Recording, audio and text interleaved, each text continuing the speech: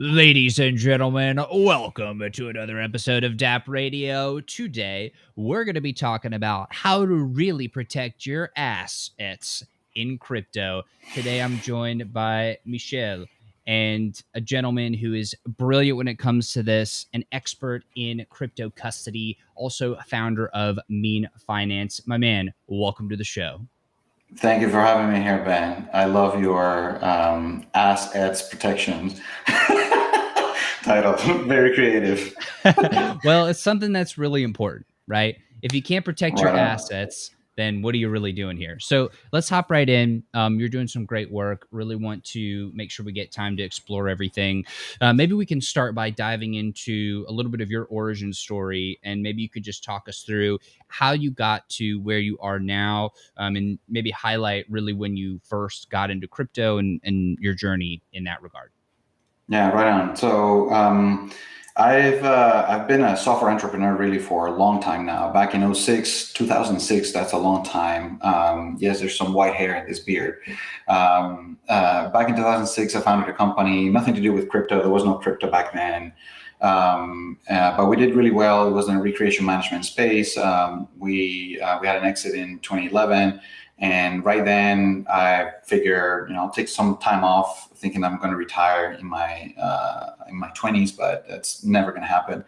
So I kind of, dived, knee deep into crypto. Started kind of like falling in love with Bitcoin, and started a company back then doing gift cards that were settled in the back of the Bitcoin network. So that did really well. The name of the company was Paymesh at the time. So very, very early into everything crypto.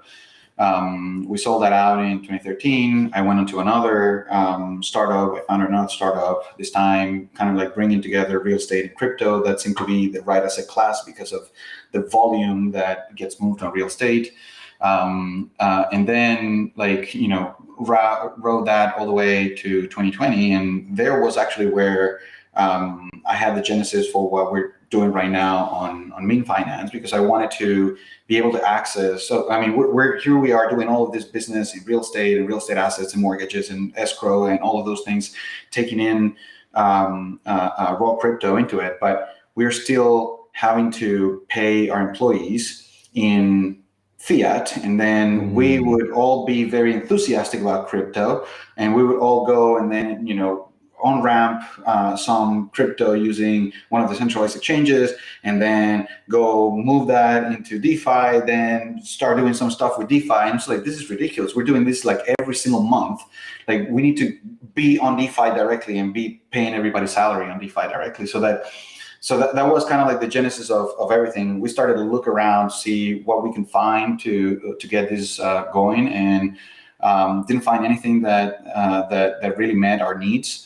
Back in 2020, like all of the services that had any kind of crypto payroll flavor were either centralized, or they were very primitive in that they were very basic in nature, and they were not thought from a business standpoint. They were more of a, I'm going to send you some money to you if you build my website for, individual contract payments.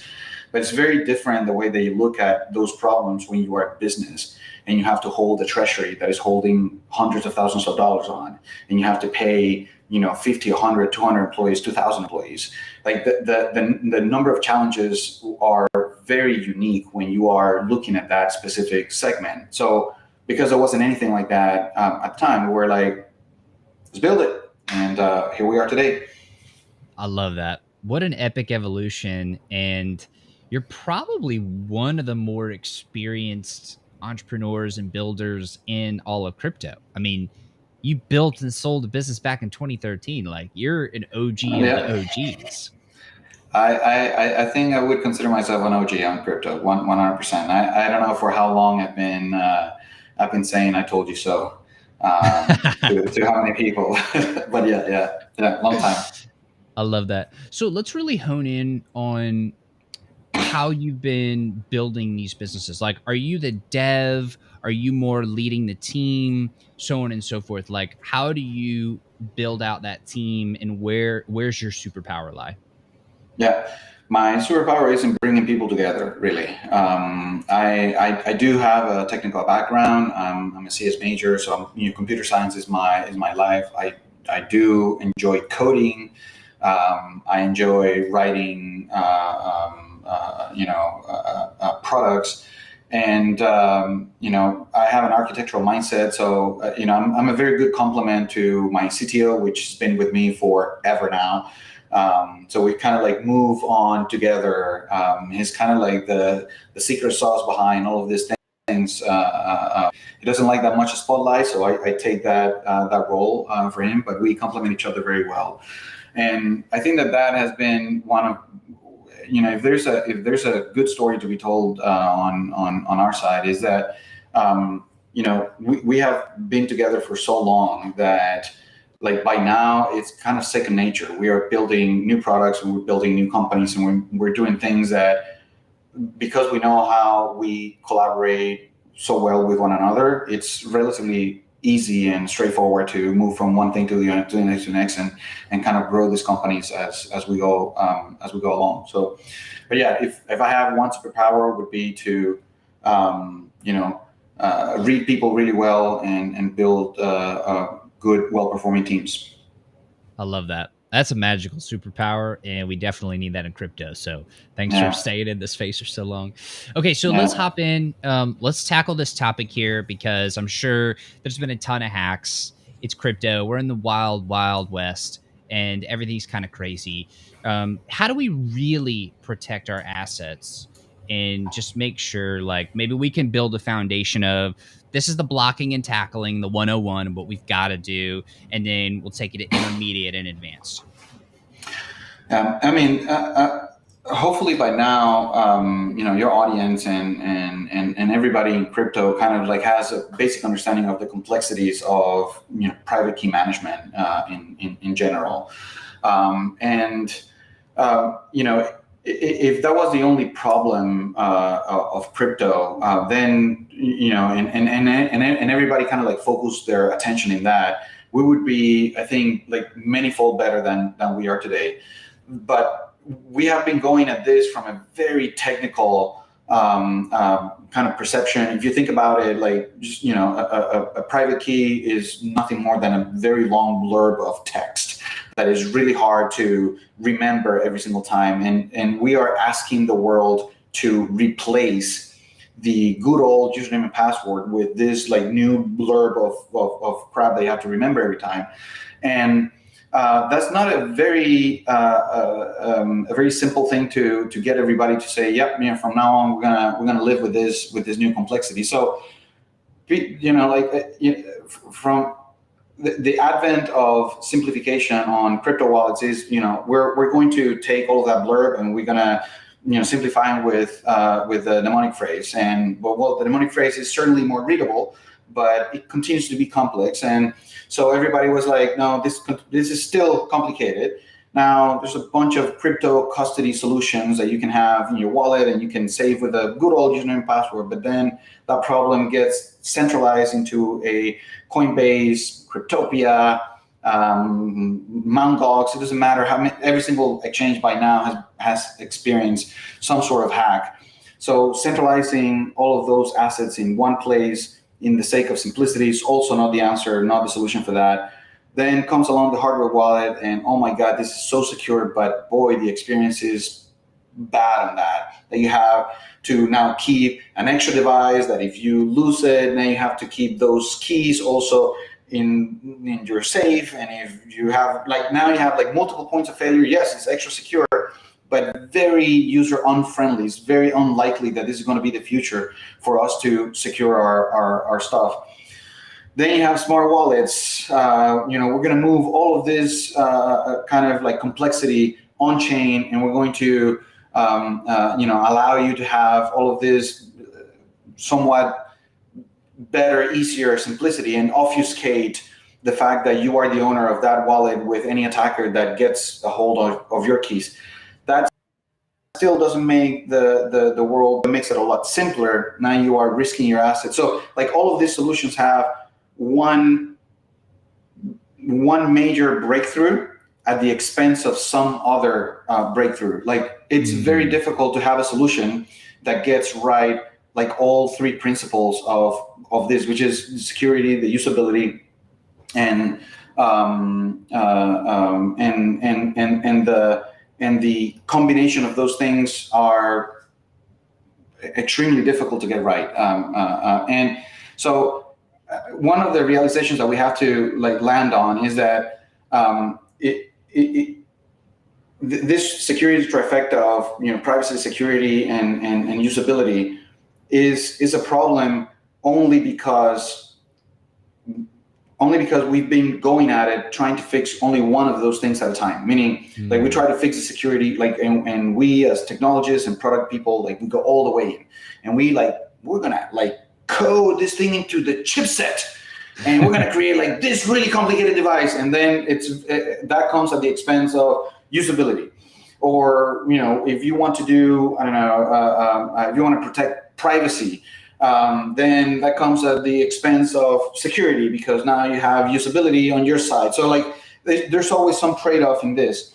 And the way that we are attacking the problem, the way that some people are really coming to realize right now, is that if most of the hacks and most of the problems that happen with assets are social engineering attacks, meaning it's very unlikely that an attack has anything to do with someone actually hacked your private keys. Like there's no somebody brute forcing their way into it or anything like that.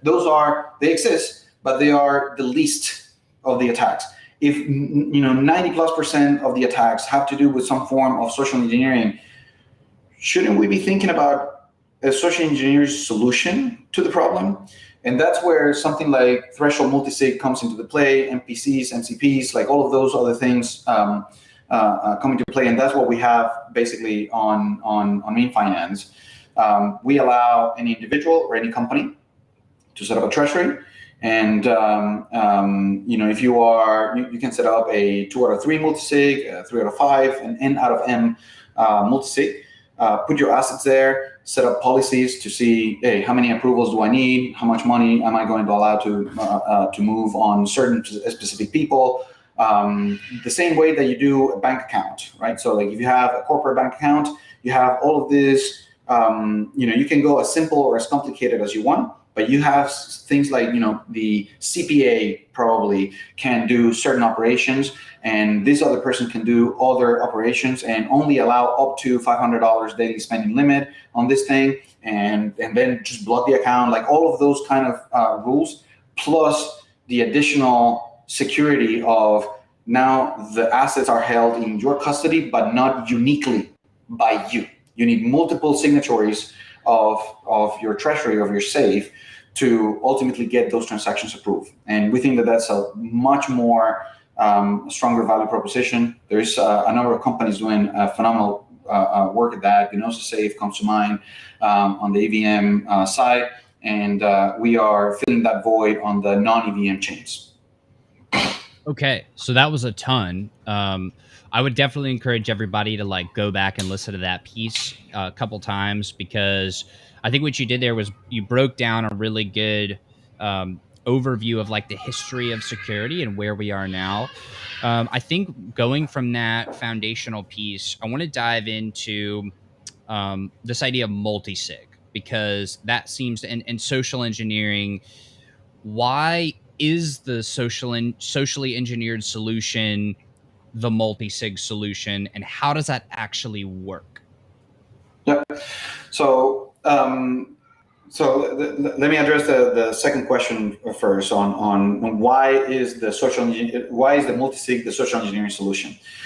So a multisig by the nature of it is, you can think of kind of like when you go to the bank and you have those safes, those safety deposit box, where you have one key and you go into the box and you put the key, but if you turn it, you cannot still open it. You need the banker to come and put his key and open up that box as well.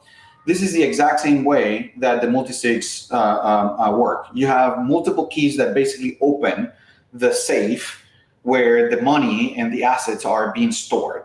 And this is just a digital version of this that also happens to be fully decentralized, meaning that these multisigs live on chain. It is not us with some server in AWS, keeping track of the private keys of each one of the signatories. Each signatory has their own wallet and their own private keys, and they're using those private keys to open up the safe where the money's at. Now, you might think, well, we still don't solve the problem of having to have a key and therefore a mnemonic for that key. And it is true. The only difference is that that key that now you have that is basically going to open up the other one, that you need to keep a mnemonic and do that and all of those things that are complicated. That key is almost like a throwaway key. It doesn't matter if any of the signatories get hacked.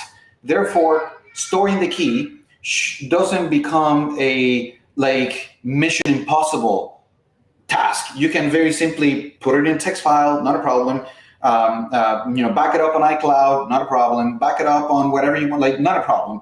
If you lose it, you have recovery systems because you have other signatories that are essentially protecting the overall safe. And if one of those gets compromised, the other people can basically change the key, and that's the concept of rekeying the safe. So you can rekey the safe by changing any of the owners, any of the time. So you almost have this throwaway keys that you can don't store any money there, store it in the safe spot.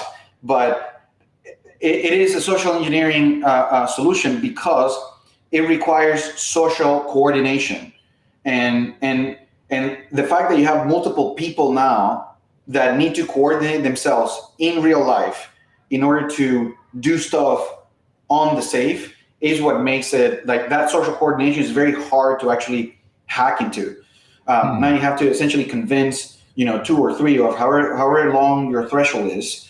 You need to convince that many people, or you need to hack into that many accounts if you want to actually access where the funds are ultimately sitting at. So that creates multiple, I don't know if this is the right term, but multiple points of failure to where there's not one single critical point of failure. Yep. So even if one gets hacked, then there's still the other ones. And because they're all coming together, they can rekey and, they can say, okay, well, we're leaving that one behind that's hacked, and now we can move forward. Yep. Okay, that's brilliant. 100%.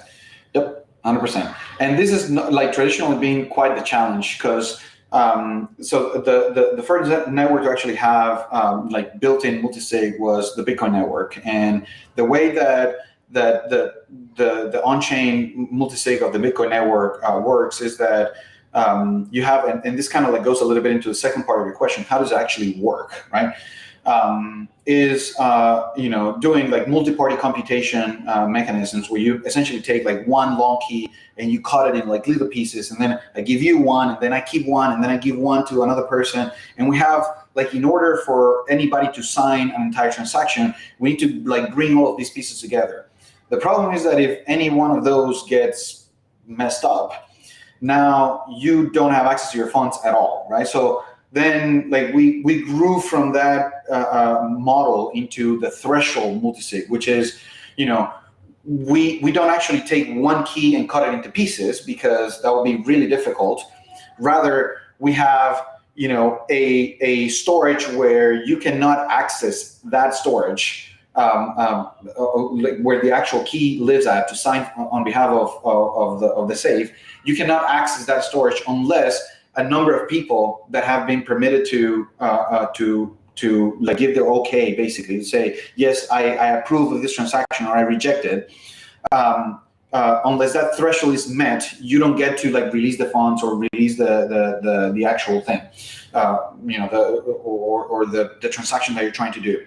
So the way that it works is that any one of the signers, some people call them owners, some people call them signers, but it's the same concept, right? So each one of the keys gets to submit a proposal and say, hey, I want to transfer $1 million from this or 1 million tokens from this account, or dollars or USDC or whatever, from this account onto myself. And if you were able to do that without anybody's permission, that's it, the end. But because let's take the example of a simple multisig. It's a threshold of 2 out of 3 signers. That means that any 2 of the 3 people that hold keys can come and stick their keys into the thing and make operations if they 2 coordinate together. So now any one of the 3 can say, well, I want to do certain operation, and then any of the other 2 get a notification and they can see, oh, this person is trying to do A, B, C. I know exactly that they're trying to move this many funds from our address, which is the address of the treasurer of the safe, into this other address.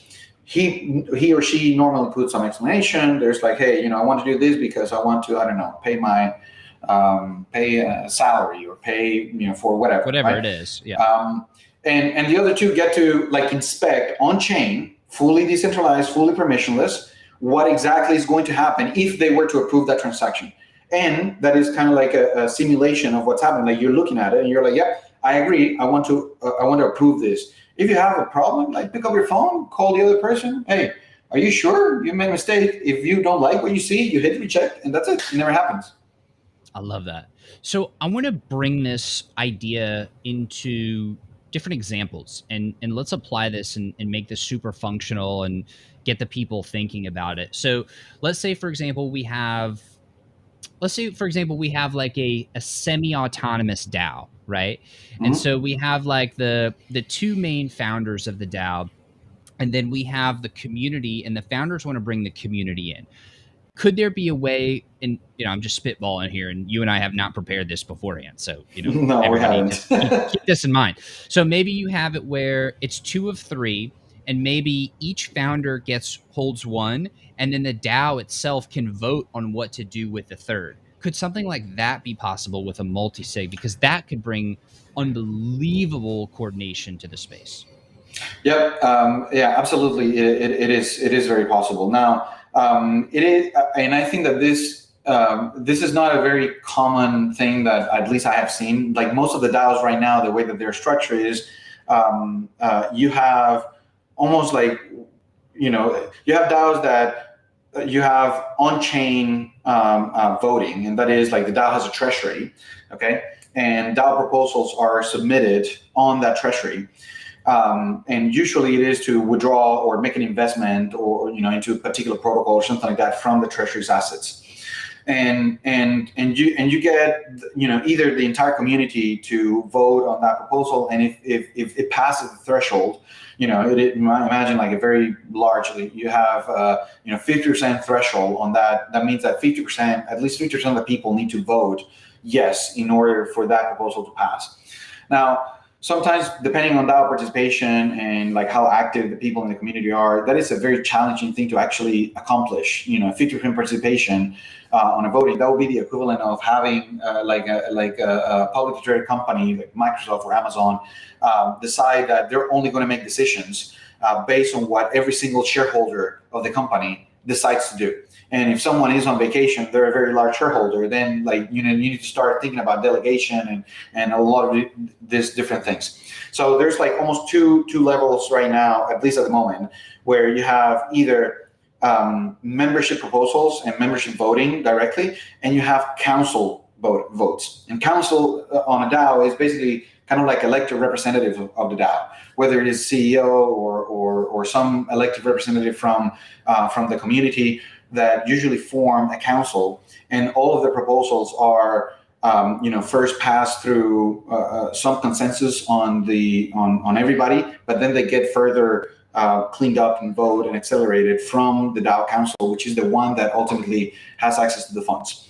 But that mode that you mentioned, kind of like, I think that might be a very interesting building block for DAOs, because you can actually extend what you said of a group of people voting, and that vote doesn't necessarily like release the funds, but actually release the signature to access the funds. So now you can have almost like multiple DAOs coordinating what gets done from a like community pool of assets that they get to collaborate. That can actually increase a lot, I think. DAO collaboration, DAO to DAO collaboration. So very interesting concept, actually. I've never heard of it before. Very, very clever. Well, we're we're just brainstorming here on the show, on the live stream. So this is the magic that comes from that. So okay, so let's actually dive a little bit more specifically into meme finance, and let's talk about just the tools that you've built. Clearly, your tagline on Twitter is everyday DeFi banking workflows, powered by meme protocol, no code take investing, crypto payments, and multisig. And so obviously you're tackling non-EVM compatible chains. So maybe you could just explain that more.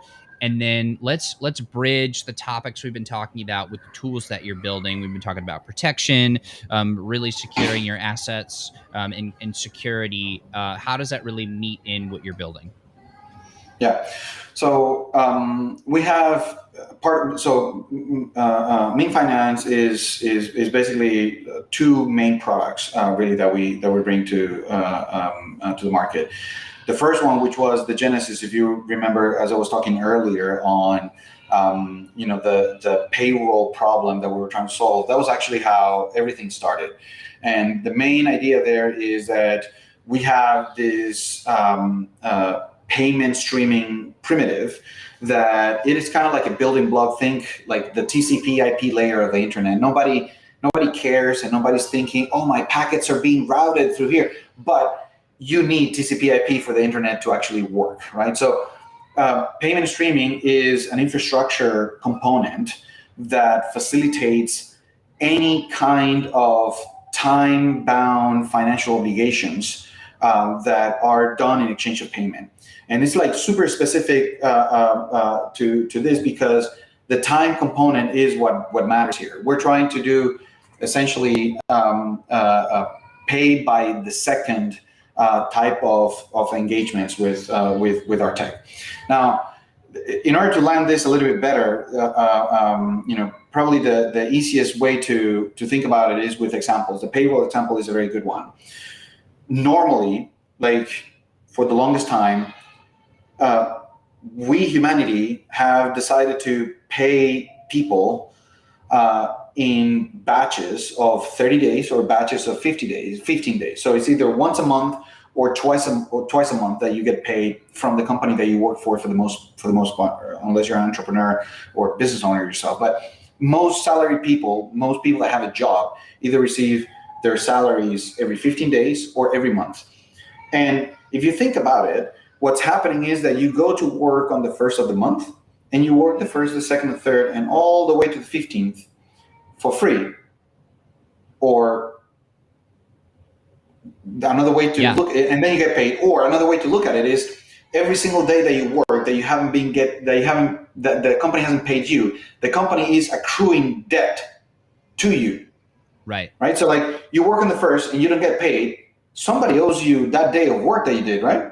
And you work on the second and you didn't get paid, somebody, like the company owes you now that money.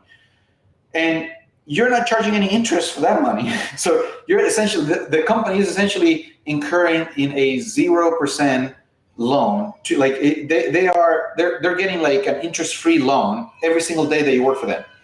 So you're default sweeping it to them, and they get all of the benefit of holding on to that cash. And there's no guarantee from them that they're actually going to distribute it to you and get paid. So you could put in all that work from 1 to the 14th if you get paid that frequently. And what happens if then they just decide, nope, well, now you're working for free and you have no guarantees.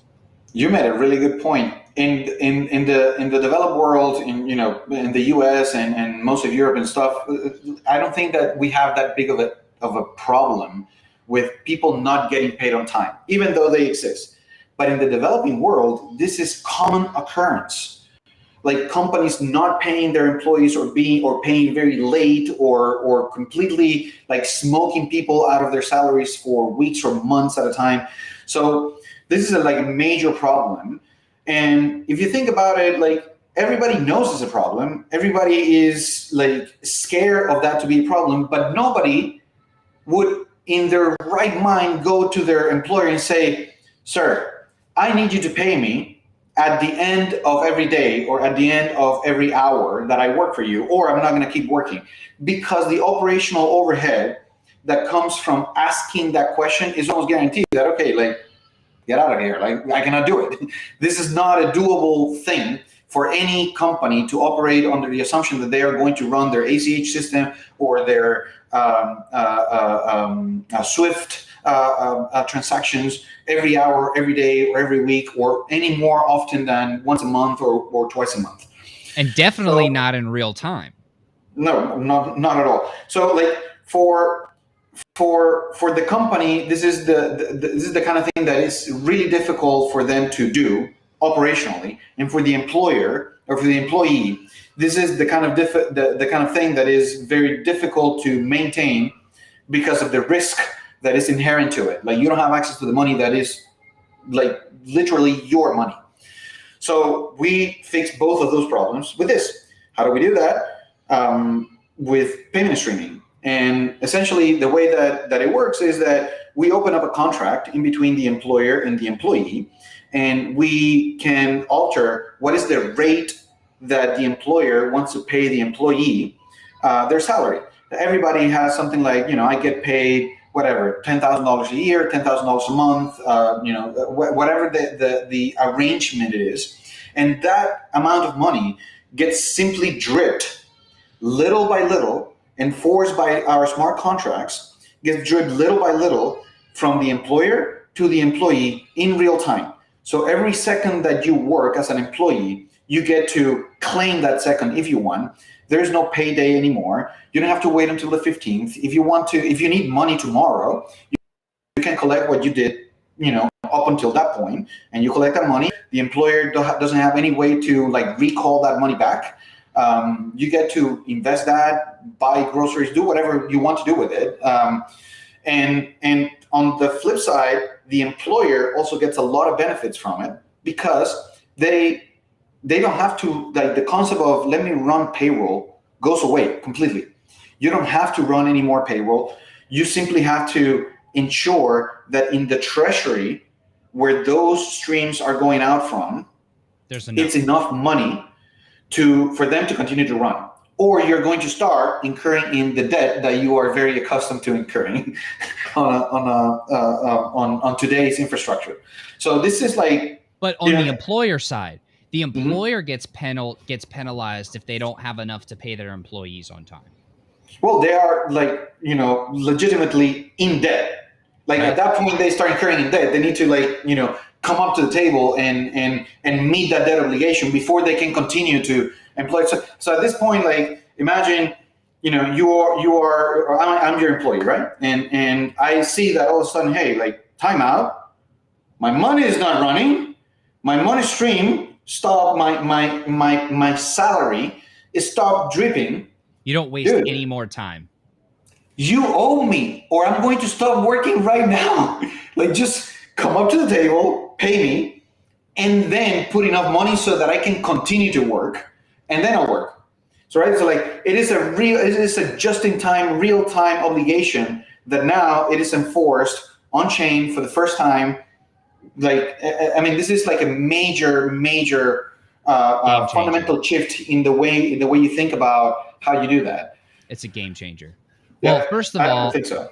I'd be really lucky if that situation was happening, because we'd be working together in that way. So lucky me in that scenario.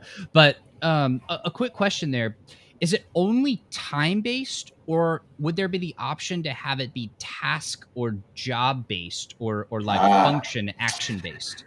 Very good. You remember when I made that analogy to the TCP/IP? So the salary element it's kind of like, the salary example is just one application that is leveraging this contract of payment streaming, the capacity of streaming payment between any two parties, and have that delegation of ownership and settlement happening in real time, is what that TCP/IP layer is. And then everything else that can be built on top of it, multiple applications can be built on top of it.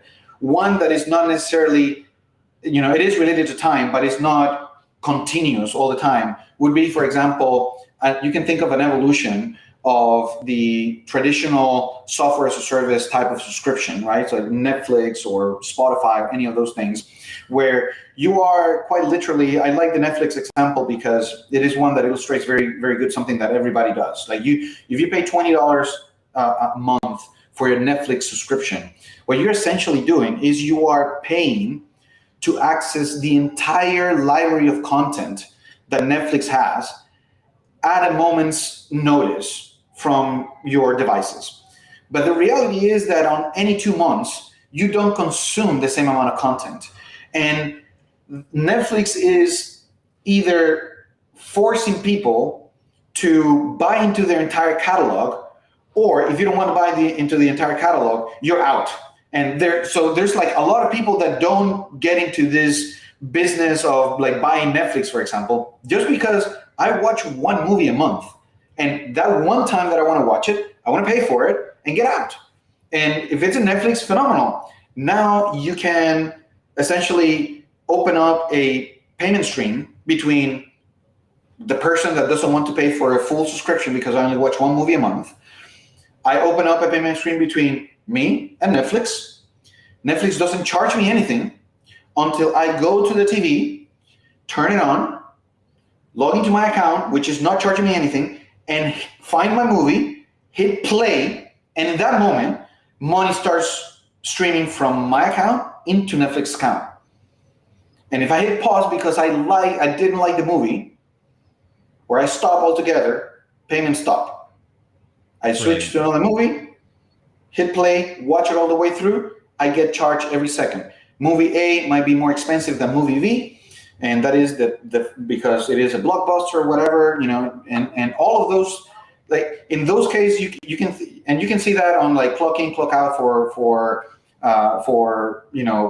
hourly workers as well. The pause and play and all those clock in, clock out, all of those are just, if you go with the parking meter, you park your car, you start, charging at that time for, second by second, for as long as you're in that parking meter, you're paying automatically. You leave, you stop paying because you're not using that parking spot. So there's like a lot of different use cases, all of which are built on top of this payment streaming primitive that essentially now open up a whole slew of like on-chain automation and payment settlement that is happening in real time. And all of those are powered by the same piece of core tech.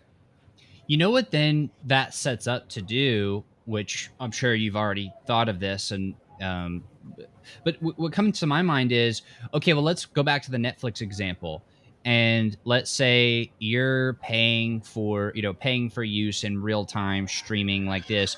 You should also have the option to just buy monthly, and then, it is what it is. 100%. So you should have both options. But what they then can set up is something where it's almost like a swap, where instead of you paying directly for the thing, there should also be something where maybe you contribute to the overall Netflix network some video like GPU rendering capabilities. And so the amount of GPU rendering capabilities that you build up, you can almost swap that for the, pay per streaming and time. And so that builds a really cool two-way street that users shouldn't even have to worry about. The tech should just handle.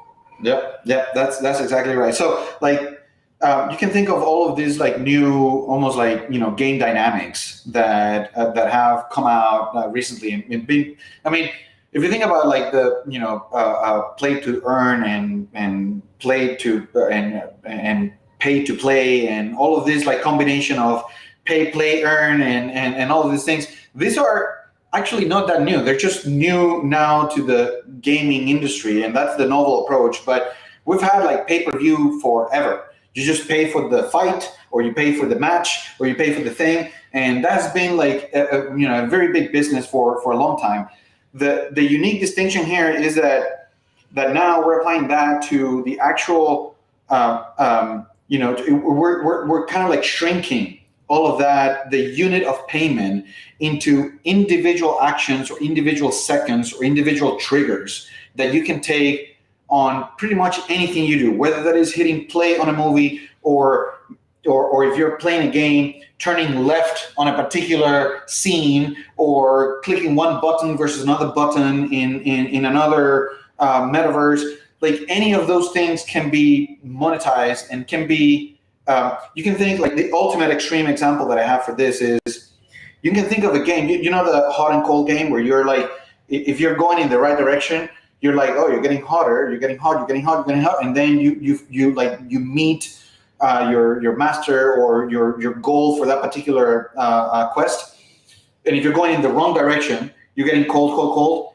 Now imagine, how do you actually make a monetization schedule out of that, whereby as you are moving in the right direction and making progress in the game, the guild that you're playing with is paying you to advance in the right direction. And if you go in the wrong direction, you are contributing to the guild for the people that are doing the right thing. Like, that almost like is a little bit mind blowing if you think about it, like that, that kind of setup and scenario. It's the ultimate meritocracy. Yep, absolutely. And you can get all of those things pretty much on any kind of game dynamics. Again, all of those things are either trigger based or time based, financial exchanges, and all of those are, you can have, option A, you don't use payment streaming, and then each developer on every single character, on every single move, needs to be making decisions of, like, if I do this, I need to send some payment. If I do that, I need to send some payment.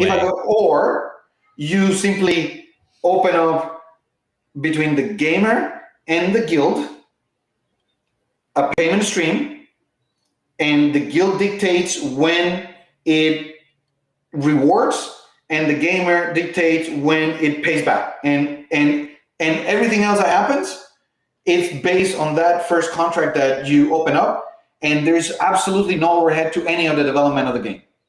And I think that second option is way better.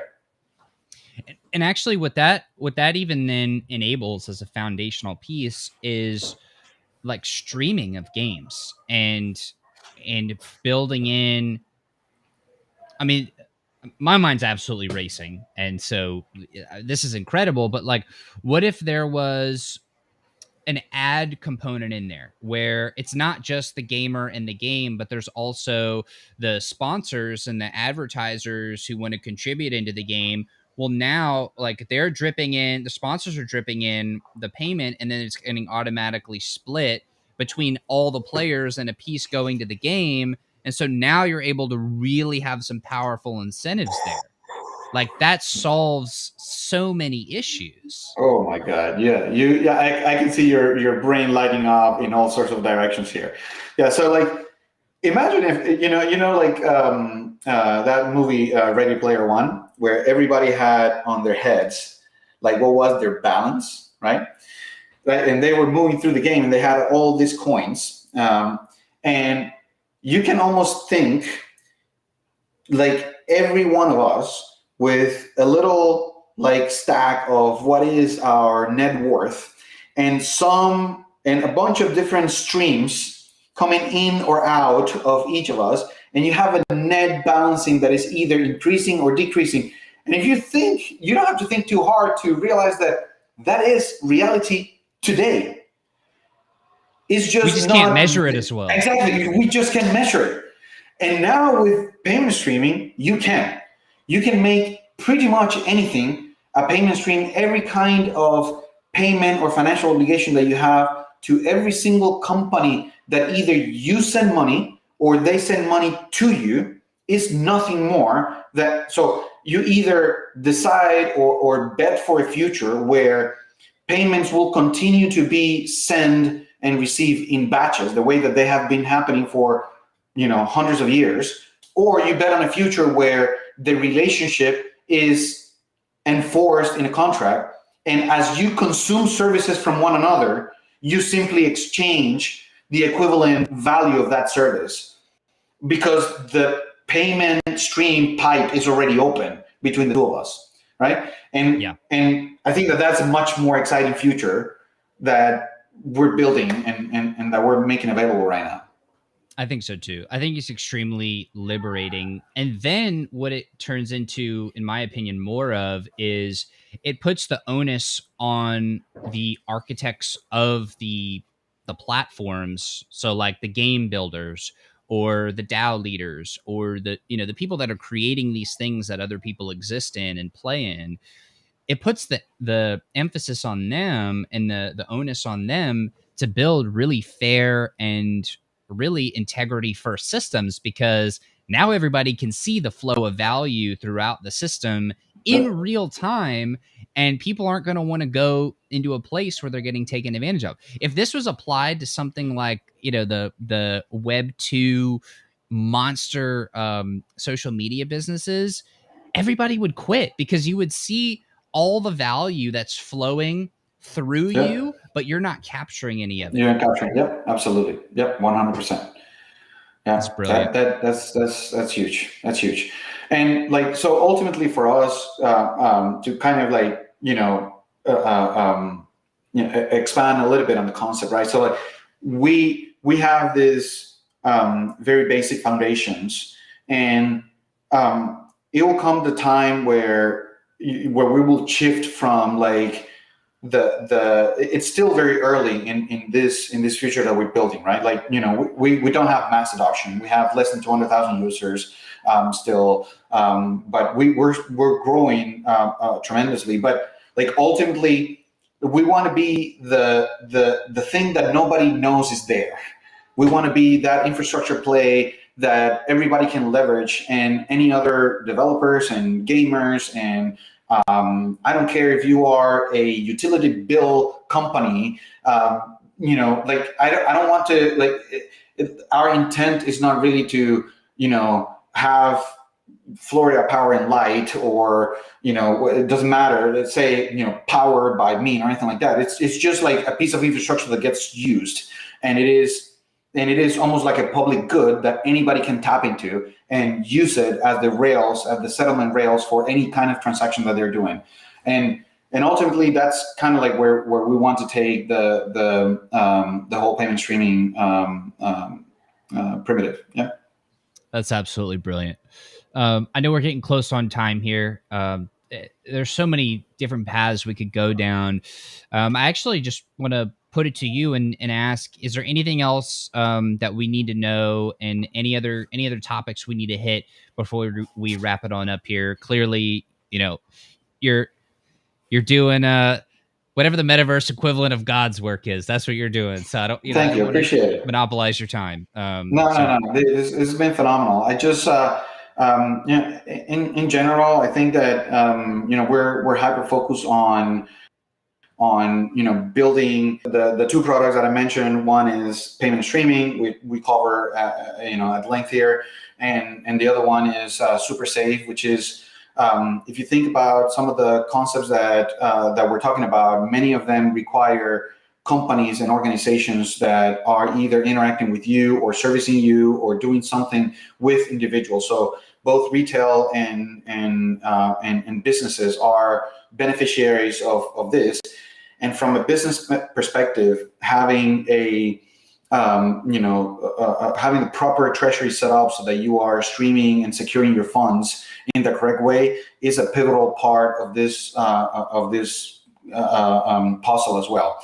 So by allowing anybody, whether you're again an individual or a business, to have a threshold multisig on chain with multi-signatures, and that you can secure your funds and your assets, and you can interact with the entire DeFi space, it's paramount to our success as much as it is building the payment streaming primitive. So those two things combined, I think, is what this is what we're building. This is the future that we want to see. So we're adding our little contribution to it.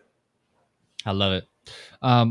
Let's wrap it on up here. Where can everybody go to get more information? And let's tackle that. Meanfi.com is the center of where you will find pretty much anything else. You can find us on Twitter at meanfinance, you can actually, like, just from the website, you can go to Twitter, Discord, pretty much all of the different social media and community management that we do.